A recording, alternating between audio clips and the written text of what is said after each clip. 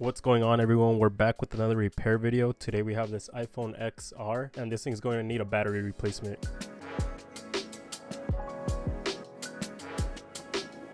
So I actually replaced the battery for the customer about a week ago, but I didn't know that the XR needed to have the BMS board swapped over. So if you don't know what that is, it's basically this little board here at the bottom of the battery. And pretty much what this thing does is that it allows your phone to read the battery data and health from the battery. So when replacing the battery, it doesn't have the original board, and that's when you'll get that unable to verify that this phone has a genuine Apple battery. So pretty much what we're going to do is swap over this BMS board onto the new battery so that our customer could keep their battery data and battery health feature that gets disabled if you don't swap this over. Alright, so here is our new XR battery cells that we're going to be using. I ordered two just to have another one in case I mess this one up or just to have it in stock. Here is our JCID V1SE programmer. I've actually never used this programmer, so let's see how smoothly things go with the JCID V1SE. Anyways, we'll put this off to the side for now and we'll get started on our battery. I'm gonna go ahead and remove this BMS board from here to get it ready to transfer it onto our new battery cell. So what you want to do is cut here.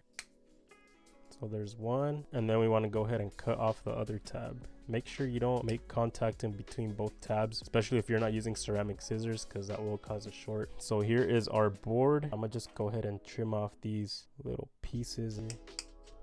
Now let's go ahead and get our replacement battery. This is an XCAP brand battery. And we are going to be using our little mold to weld the old BMS board onto the new battery. So I don't think there's any specifically for the XR, but I think the 11 and the XR share pretty much the same size board. We are going to be using our spot welder from Keon Lee to weld the BMS onto the new battery. Now let's go ahead and set this up real quick. All right, looks good. Here is our new battery. Let's take these off.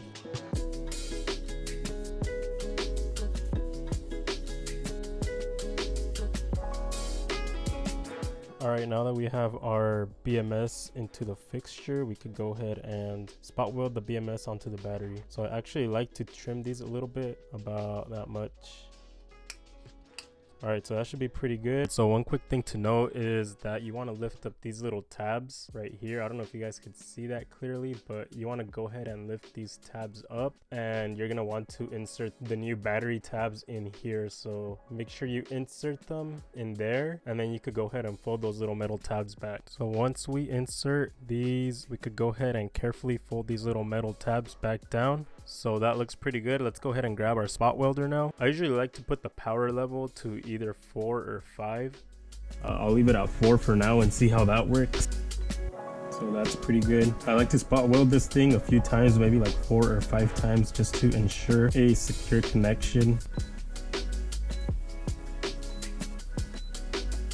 Alright, so that looks good on that side. Now let's go ahead and do the other side.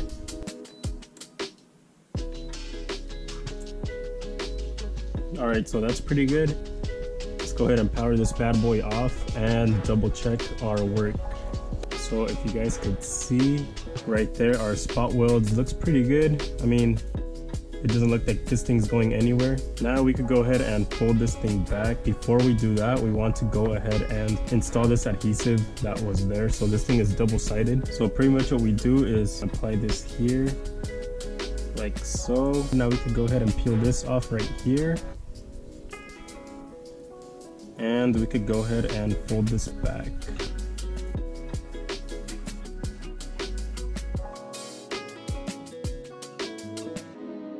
Alright, so far it's looking good. Now we want to go ahead and place the rest of the adhesives onto the batteries. So we grab this little plastic piece and we could go ahead and put that over the BMS board to protect it. This is pretty good right here. Now what you want to do next is grab this adhesive and put it over the top. Yeah, let's go ahead and grab this, peel it off, and we could go ahead and apply the new adhesive. So once it's adhered right here, we could go ahead and turn the battery around.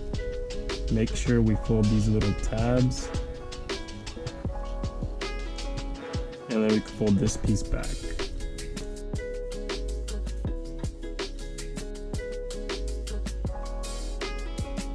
Alright, so that's what it should look like. So the next step is to reprogram the BMS before we put this back into the phone. So this is where our JCID V1SE programmer comes into play. Alright, so now we go ahead and plug in our battery onto the programmer.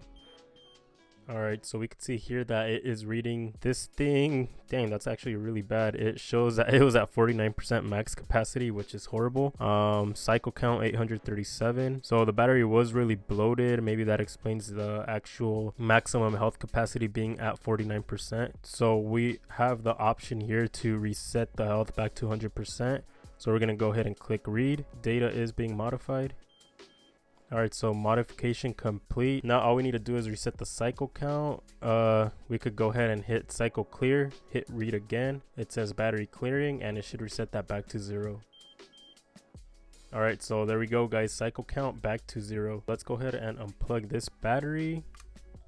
Now let's go ahead and grab our new battery and install the battery adhesive.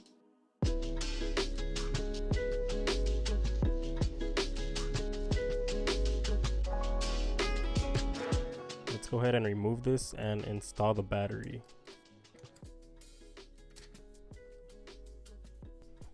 Alright, so that looks pretty good. Now we could just go ahead and make sure everything is functioning properly. Alright, we go ahead and power on the device. And then battery health and charging. It says service. It should not say service, but it's back at 100%. So we're simply just gonna go ahead and reboot the phone and hopefully it works. Alright guys, so that pretty much wraps up the video. I did run into one issue. I don't know if any of you guys have had this issue as well. When I went to go check the battery, it does still say service, but the capacity is back at 100% and I cleared the cycles back to 0. I don't know if that's just an issue with the latest iOS, which I believe this one is on 16.3.1. But yeah, that pretty much wraps up the video. If any of you guys have any information about this, or if you know any way to get rid of it, let me know. I'd appreciate it. And yeah, I'll catch you guys in the next one. Peace.